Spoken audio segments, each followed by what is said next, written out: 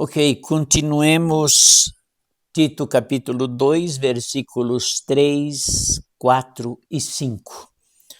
Percebe que até o versículo 10, Paulo faz várias exortações para que Tito coloque em ordem as igrejas de Creta, como já mencionado lá no capítulo 1. Então, e é uma série de exortações, primeiro aos idosos, que já vimos, agora às mulheres, depois vamos ver aos jovens, depois ao próprio Tito e uma exortação final aos servos. Vamos ao versículo 3, 4 e 5. Diz assim: as mulheres mais velhas, igual modo, sejam reverentes no viver, não caluniadoras, não dadas a muito vinho, mestras do bem, para que ensinem as mulheres novas a amarem o marido e os filhos, a serem equilibradas, puras, eficientes no cuidado do lar, bondosas, submissas ao marido, para que não se fale mal da palavra de Deus. Ok, 3 versículos, exortação às mulheres. Primeiro, deixa eu fazer uma observação. Muito se fala, na realidade, os líderes mais, assim, que preserva pela doutrina, condenam muito as mulheres fazendo aquilo que é para os homens fazerem.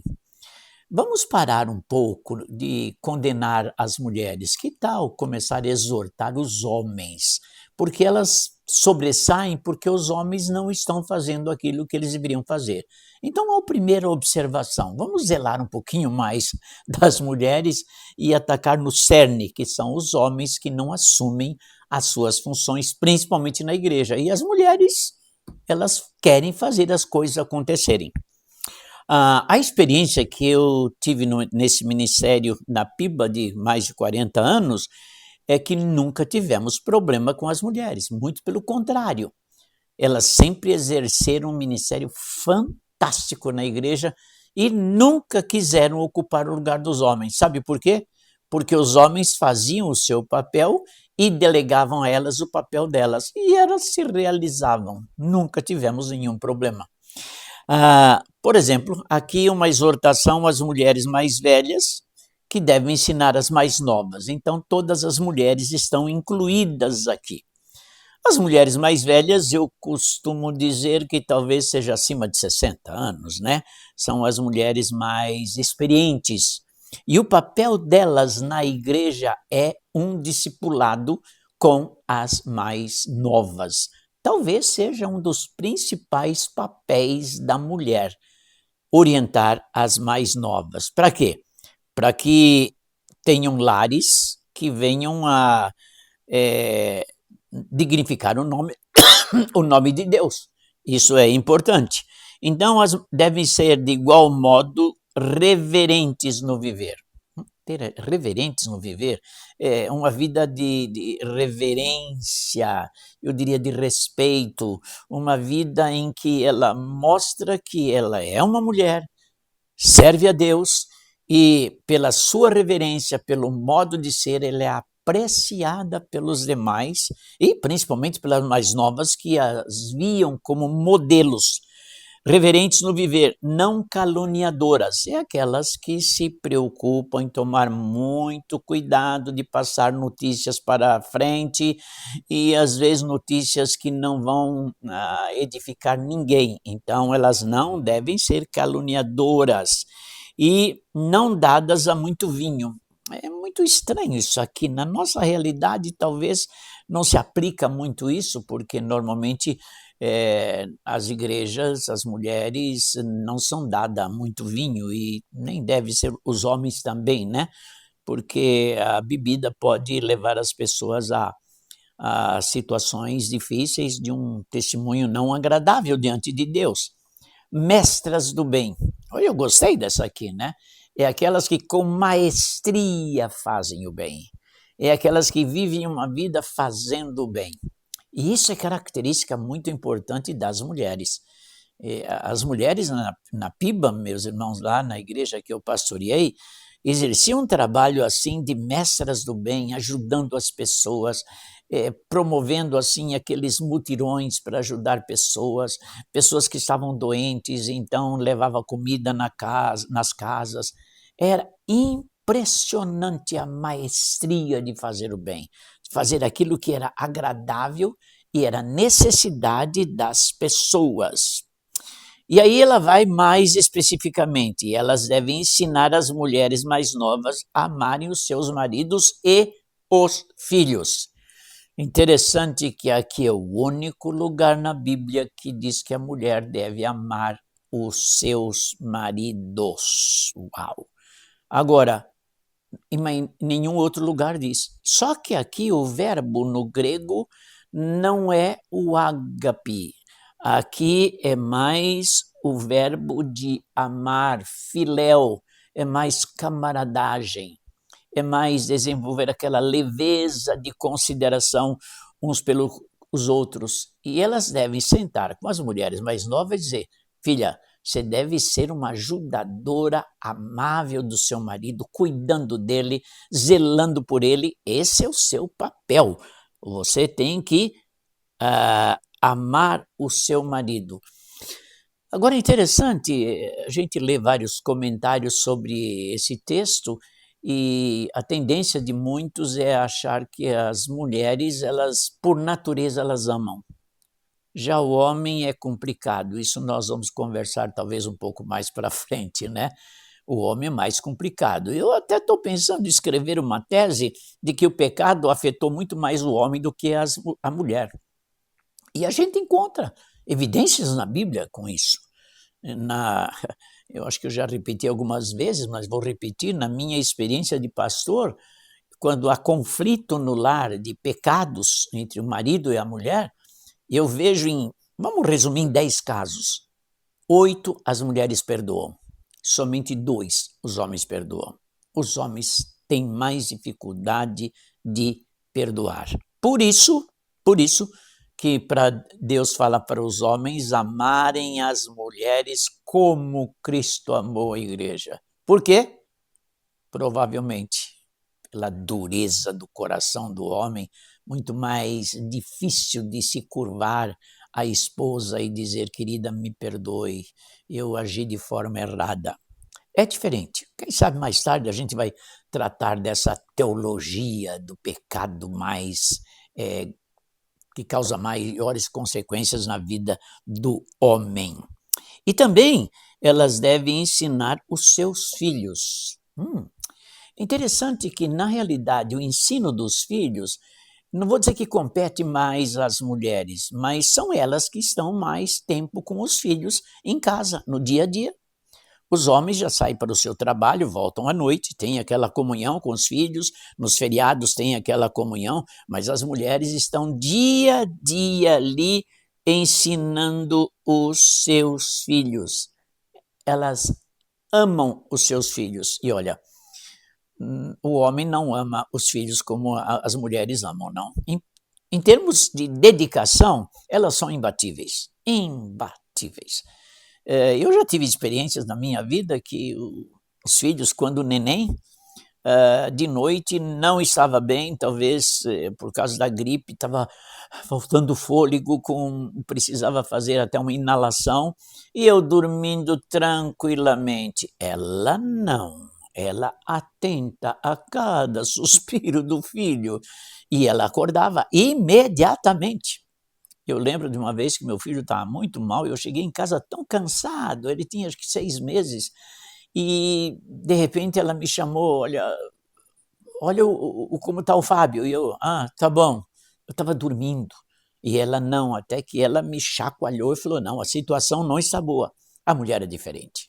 Aquela sensibilidade, ela para tudo e vai fazer a comida, e é sempre a mesma coisa.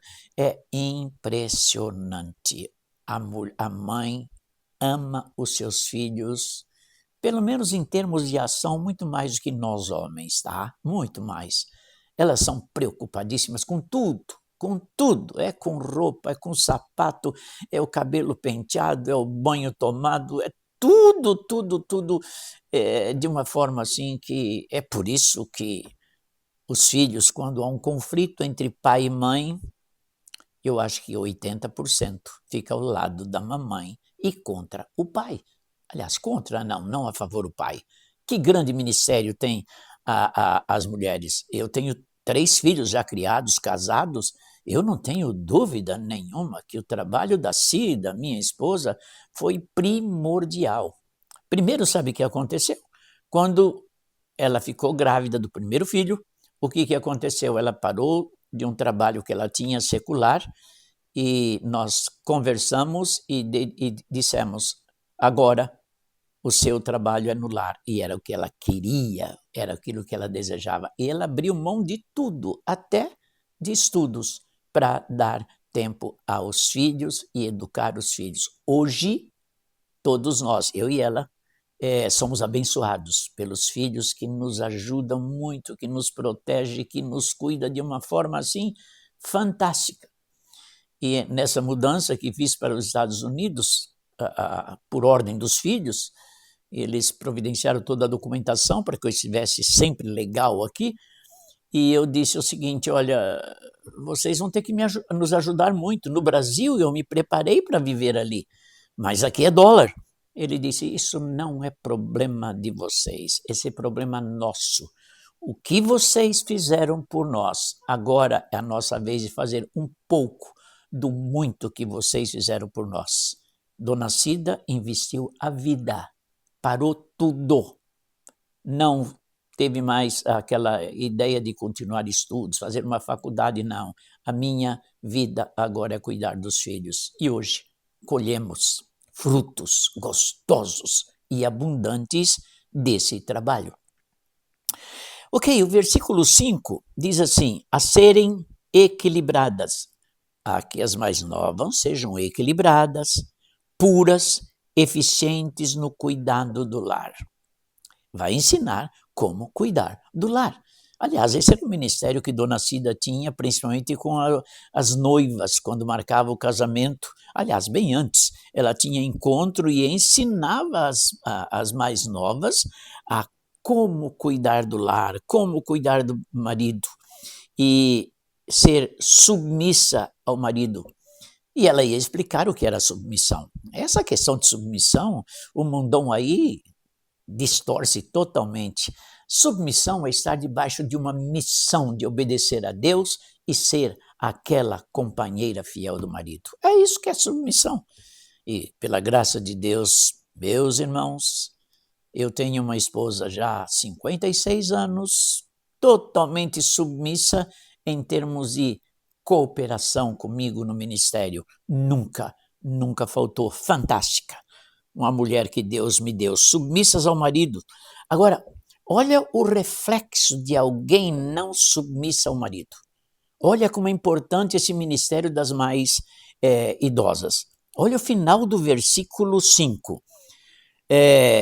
Submissas ao marido para que não se fale mal da palavra de Deus. Uau! Olha que coisa! Uma mulher que se diz crente, vamos lá, membro da igreja, plenamente ativa, e não é submissa ao marido, não ama o seu marido, não ama os seus filhos e despreza totalmente aquela submissão de um ministério ao lado do marido, ela vai falar mal da palavra de Deus. Como assim? Aí eu posso imaginar a vizinhança, as colegas sabendo que ela é uma crente, vai dizer, puxa vida, olha como ela trata o marido, mas eu acho que a Bíblia não fala que ela deve fazer assim. Olha, está falando mal da palavra de Deus. Será que a Bíblia fala que é para viver assim? Acaba colocando em xeque aquilo que diz a palavra de Deus. É muito interessante aqui, para que não se fale mal da palavra de Deus. E aqui já podemos pegar um gancho, né? Todo o nosso comportamento que nem é adequado como crente no Senhor Jesus, nós estamos falando mal da palavra de Deus. Porque o mundo não conhece a palavra de Deus, e às vezes conhece até melhor do que a gente, né? E ela imagina, olha, se ela está agindo assim é porque na igreja dela estão ensinando assim e eles abrem a palavra de Deus para ensinar. O zelo pela nossa vida conduz ao zelo para que ninguém fale mal da palavra de Deus. é a palavra de Deus sendo vivida por nós. Portanto, queridos, em as nossas igrejas, esse ministério de capacitação às mais velhas para que elas discipulem e ensinem as mais novas é de vital importância, meus queridos irmãos, de vital importância. É por isso que, veja bem, nunca se esqueça, lá no início, Paulo colocou Tito para colocar em ordem as igrejas de Creta. Então, em ordem os mais idosos, em ordem as mulheres, em ordem os jovens, em ordem a liderança e em ordem os servos. E ele faz essas exortações para que as igrejas de Creta fossem consertadas e não vivessem naquela bagunça que não exaltava de forma nenhuma o nome de Deus. Então, aí no seu ministério, eu convido você a ficar atento se as mulheres mais idosas estão fazendo o seu papel na igreja. E é importante que elas sejam orientadas da importância da história de vida e passar para as mais novas, para que elas não falem mal da palavra de Deus. Lembra a minha exortação no início? Às vezes as mulheres estão fazendo trabalho dos homens, não por culpa delas, por culpa dos homens que estão sendo omissos em seus ministérios. Por isso, antes de criticar as mulheres, vamos devagar, deixa as mulheres um pouquinho de lado e vamos conversar com os homens para que eles possam assumir a sua responsabilidade. Queridos, que exortação fantástica de Tito, aliás, de Paulo ensinando a Tito como exortar as mais variadas faixas etárias da igreja. Os mais velhos, as mulheres mais velhas, os jovens, a liderança e os servos. E com isso, sem dúvida nenhuma, Tito estava consertando, arrumando as igrejas de Creta.